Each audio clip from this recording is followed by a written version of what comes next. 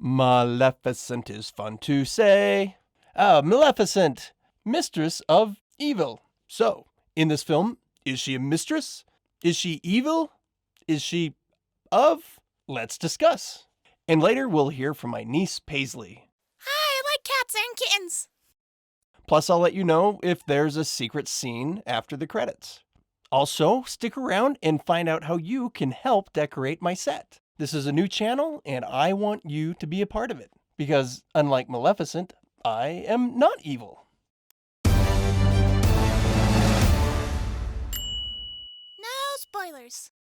Angelina Jolie returns as Maleficent, the big old meanie with a heart. Aww.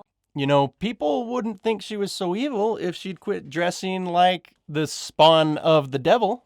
And maybe she's thought about going the Hellboy route with those horns. And what's up with those cheekbones? Sexy or just dangerous? I say sexy and dangerous.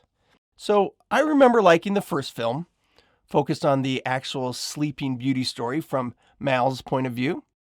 And while we're here, why not some Sleeping Beauty background? The original story of the dozing hottie was written in 1634 by this Italian guy, Jim Patesta. A story that was super gross, creepy, and not for kids. Then Charles Perrault revised it in 1697 in Mother Goose Tells. Then the Grimm brothers, retold it in 1812-ish, and lots of other retellings, yada yada yada. And they all had a version of the evil queen / fairy character. Then Disney made it a family-friendly story in 1959 and named the evil fairy Maleficent, which is a word in the dictionary that literally means doing evil, harm, or causing malicious destruction. Yeah, with a name like that, of course she's going to grow up a little off. Then Disney made a live-action version about the evildoer, and guess what? She's not so evil, just misunderstood. Like this guy. Now, here we are with a completely different story, a sequel. Yeah, I liked the first one okay, but didn't love it. Thought it was kind of short, light on depth, weak storytelling, and thin dialogue. But still fun. Also, that film wrapped up with a nice fairy tale ending. So, why a sequel? I mean, didn't we get the whole Sleeping Beauty story from the villain's point of view? Done and done. Now, here's a bit of the plot of number 2. Now, I won't reveal anything major that isn't revealed in the trailer, so if you haven't seen the trailer, where have you been? That thing was everywhere. Well, this story picks up 5 years later after the whole Sleeping Beauty thing. Aurora is immediately engaged to Prince Philip, played by this guy, and not by this guy who was in the first one, due to his scheduling conflicts playing this guy. So no juicy reason for the recast. Boring, I know. Okay, Aurora and Prince are engaged. Mal isn't happy, she doesn't trust humans, but she's invited to meet the prince's parents at a dinner more tense than this one. The queen is played fabulously by Michelle Pfeiffer. Sweet Michelle, where have you been? Now, this contentious dinner kicks off a series of events where the line between villain and hero are blurred. There are battles and fights and deception and some ping pong, I guess. And this is kind of a violent film. So for the little ones, it might be a little intense. Now, in this movie, we see more of these ladies. They're always fun. The Raven guy doing a great impression of Jack White. The cast is expanded with wonderful characters like the Royal Guard guy, the King, Sonic the Hedgehog, the Queen's henchwoman, and she is so fun to watch. And she's cold and mean, and a redhead. Typecasting? You decide. And Warwick Davis is in it. I've loved this guy ever since he kicked Val Kilmer in the shins. And as seen in the trailer, Mal meets up with other winged, horned creatures, a lot like the Hawkmen from Flash Gordon. But in this movie, they're called Dark Fays. Yes, F-E-Y. During the movie, I'm like, are they saying Dark Fairies or Dark Fates? Nope, Dark Fays. And one of the Fae dudes is played by Chipotle Ejiofor. Always a great actor. Now, I like Elle Fanning as Aurora just fine, but Her character and presence were weak in comparison to all the big talent around her. In fact, the prince and Aurora are probably the weakest part of the film.